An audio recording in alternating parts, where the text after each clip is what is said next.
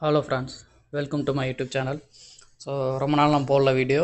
So என்னோடய personal ஒர்க்னால போட முடியல. ஸோ இன்றைக்கி மைவித்ரில் என்ன அப்டேட்டு என்ன நடந்துக்கிட்டு இருக்குது அப்படின்னு சொல்லி பார்க்கலாம். ஸோ வாங்க போகலாம் வீடியோக்களை. ஃபஸ்ட்டு வந்து கரண்ட் சுச்சுவேஷன் எப்படி இருக்குது அப்படின்னா, நிறைய பேர்த்துக்கு வித்ரா வரல. எப்போனா மார்ச் இந்த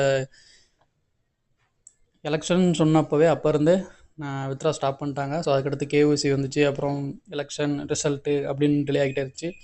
அப்புறம் எம்டி சார் மேலேயும் கம்பெனி மேலேயும் புகார் கொடுத்துருந்தாங்க. ஸோ அது மூலயமா அப்படியே கொஞ்சம் கொஞ்சமாக டிலே ஆகிட்டே இருக்குது. இப்போ வரைக்கும் அதாவது பெரிய பல்க் அமௌண்ட் யாருக்குமே வித்ரா வரல.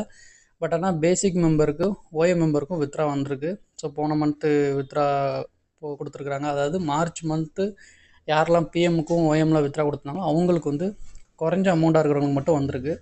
ஸோ பெரிய அமௌண்ட்டாக யாருக்கும் வரல. ஸோ இதுதான் கரண்ட் சுச்சுவேஷனாக இருக்குது. ஸோ இப்போ வேறு என்ன நடந்திருக்கு அப்படின்னு சொல்லி பார்க்கலாம். ஸோ லாஸ்ட்டு 2-3 டேஸாக என்ன நடந்திருக்குன்னா, எம்டி சார் மேலே ஆல்ரெடி ஒரு கேஸ் கொடுத்துருந்தாங்க. அதாவது 2 பெண்ணுங்க வந்து எங்களுக்கு வந்து பொருள் ப்ராடக்ட் தரல, அதாவது பணம் வரலன்னு இல்லை, ப்ராடக்ட் எங்களுக்கு வந்து கொடுக்கல அப்படின்ற மாதிரி கம்ப்ளைண்ட் கொடுத்துருந்தாங்க. ஸோ அதுக்கு ஆக்ஷன் எடுத்து அதுக்கப்புறம் இன்னொரு இதுலேயும் அந்த மாதிரி ஒருத்தர் என்ன கேஸ் கொடுத்துருக்காங்க அப்படின்னா, இது வந்து கேம்லிங் மாதிரி இருக்குது, பணத்தை வாங்கிட்டு டபுளாக கொடுக்குறாங்க, ட்ரிபிளாக கொடுக்குறாங்க, கேம்லிங் மாதிரி இருக்குது அப்படின்னு சொல்லி இஓடபிள்யூக்கு சென்னையில் இருக்க டைரெக்டாக கம்ப்ளைண்ட் கொடுத்துருந்தாங்க. ஸோ அதுதான் இப்போது ஒரு கேஸாக மாறி இருக்குது. சரிங்களா? ஸோ இதுக்கு இஓடபிள்யூ கேஸ் கொடுத்து கேஸ் ஃபைல் பண்ணி அவங்க ஆக்ஷன் எடுத்ததுனால இவங்க வந்து எம்டி சார் வந்து அதுக்கு வந்து ரிப்ளை பண்ணணும். ஸோ அதுங்க ரிப்ளை பண்ணியிருக்காங்க. பட் ஆனால் இருந்தாலும் அது எதுவும் எப்பவுமே டேரெக்டாக 2-3 நாள் விசாரணை நடக்கல. ஸோ அந்த மாதிரி நடக்கும் அப்படின்றதுக்காக இவங்க என்னதுன்னா, எம்டி வந்து டேரெக்டாக நானே வந்து நீங்கள் வந்து அரெஸ்ட் ஆனால் அது வேறு மாதிரி போயிடல, எம்டி மைவித்ரியா எம்டி வந்து கைது அப்படின்னு இந்த மாதிரியா இருக்கும். ஸோ இவர் வந்து வாலண்டியராக நானே சரண்டர் ஆகிறேன், உங்களுக்கு என்ன கேள்வி வேணுமோ என்கிட்ட கேளுங்க, நான் அதுக்குள்ளே கம்பெனி பற்றியும் டீட்டெயில்ஸ் பிளான் பற்றி நான் உங்களுக்கு சொல்கிறேன் அப்படின்ற மாதிரி அவரே போய் வாலண்டியராக சரண்டர் ஆகிருக்காரு. சரிங்களா? ஸோ இதுக்கு இந்த மாதிரி நீங்கள் கேம்லிங் பண்ணுறீங்க, டேப்லெட்டில் ஆயுர்வேதிக் டேப்லெட்லாம் கொடுக்குறீங்களா, அது எப்படி கொடுக்குறீங்க அப்படின்னு கேட்டதுக்கு எம்டியோட ரிப்ளை என்ன இருக்குன்னா, எனக்கு வந்து நான் சேல்ஸ் பண்ணுறதுக்கு லைசன்ஸ் வச்சுருக்கேன், அதாவது பாண்டிச்சேரியில் கவர்மெண்ட் வந்து நான் லைசன்ஸ் வாங்கி வச்சுருக்கேன் அப்படின்னு சொல்லிட்டு சொல்லியிருக்கிறாங்க. இதுதான் எம்டி சார் சரண்டர் ஆனதுக்கும் இதுக்குள்ள ரீசன். சரிங்களா? சரி, அதுக்கப்புறம் பெயில் ஜாமீன் கொடுப்பாங்களா அப்படின்னு சொல்லி கேட்டாங்க. ஆல்ரெடி ஜாமீன் வந்து, அதாவது விசாரணைக்கு போகிறதுக்கு முன்னாடியே நம்ம அப்ளை பண்ணிக்கலாம், ஜாமீனுக்கும் முன்ஜாமீன் அப்ளை பண்ணிக்கலாம். பட் ஆனால் எம்டி சார் அப்ளை பண்ணது வந்து ரிஜெக்ட் ஆயிடுச்சு. ஏன் அப்படின்னா, அதாவது ஸ்டார்டிங் ஸ்டேஜ்லேயே இப்போ நம்ம மேலே தப்பு இருக்கா இல்லையான்னு சொல்லி இன்னும் அவங்க ஆரம்பிக்கவே இல்லை. அதாவது ஸ்டார்டிங் ஸ்டேஜில் தான் இருக்குது. அதனால் நம்ம இப்போதைக்கு ஜாமீன் கொடுக்க முடியாது, ஒரு 2-3 நாள் விசாரணைக்கு அப்புறம் வேணால் நீங்கள் பண்ணலாம் அப்படின்ற மாதிரி ரிஜெக்ட் பண்ணியிருப்பாங்க நினைக்கிறேன். ஸோ இதுதான் காரணமாக சொல்லியிருக்காங்க. அதாவது இப்போ தான் ஸ்டார்டிங் ஸ்டேஜில் இருக்குது. ஸோ அதனால் அவங்களுக்கு வந்து ஜாமீன் கிடைக்கல. சரிங்களா?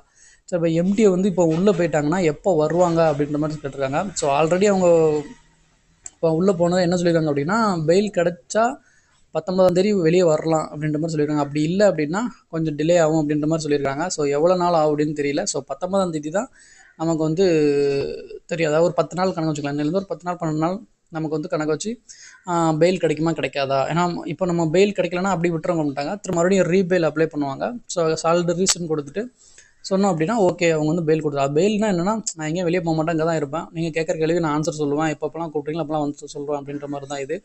ஸோ அது மறுபடியும் வந்து அப்ளை பண்ணலாம். சரிங்களா? அது இது சரி. இன்னும் இந்த இது வந்து எக்ஸ்டெண்ட் ஆகுமா அப்படின்ற மாதிரி கேட்டிருக்காங்க. ஸோ அது ஒரு வேளை இவர் இன்னும் விசாரணை பண்ணிக்கிட்டே இருக்காங்க அப்படின்னா எவ்வளோ நாள் ஆகும் அப்படின்ற மாதிரி ஒரு கொஸ்டின் இருக்குல்ல.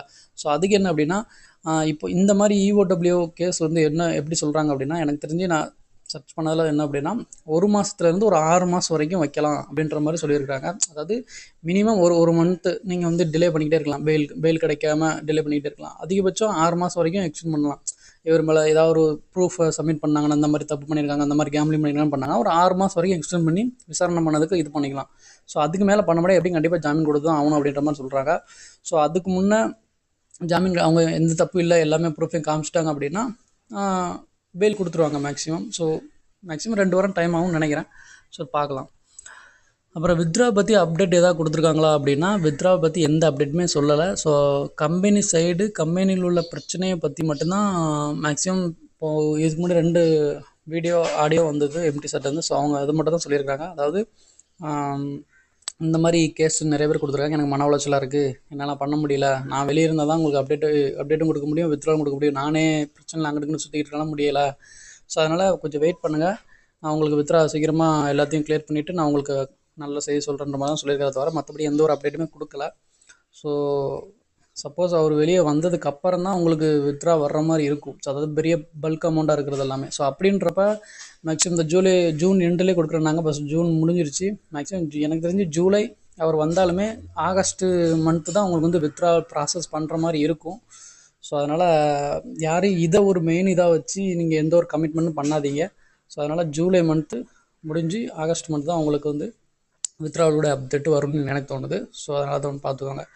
அடுத்து மைவி3 அக்கௌண்ட் வந்து ஃப்ரீஸ் ஆகிட்டா, அவர் வந்து அரெஸ்ட் பண்ணிட்டாங்களா, ஃப்ரீஸ் ஆகிட்டா அப்படின்னா அப்படிலாம் பண்ண மாட்டாங்க. அப்படி பண்ணவும் இல்லை.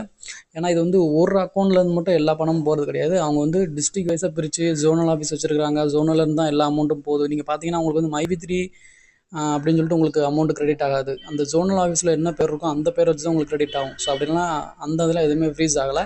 பட் ஆனால் அதுக்கு அத்தாரிட்டி கொடுக்குற பவர் யாருக்கு இருக்குது அப்படின்னா எம்டி சார், ஆனந்த் சார் தான் இருக்குன்றதுனால. ஸோ அவர் இப்போ இல்லை. ஸோ இவங்க வந்து அமௌண்ட் ப்ராசஸ் பண்ணி ஓகே வித்ரா கொடுக்கலான்றத இது பண்ணாங்க அப்படின்னா டெக்னிக்கலாக அவங்க வந்து ஆத்தன்டிகேஷன் கொடுக்கணும். அதாவது ஃபிங்கர் பிரிண்டோ பின் ஓடிபியோ இந்த மாதிரி கொடுக்குற மாதிரி இருக்கும்.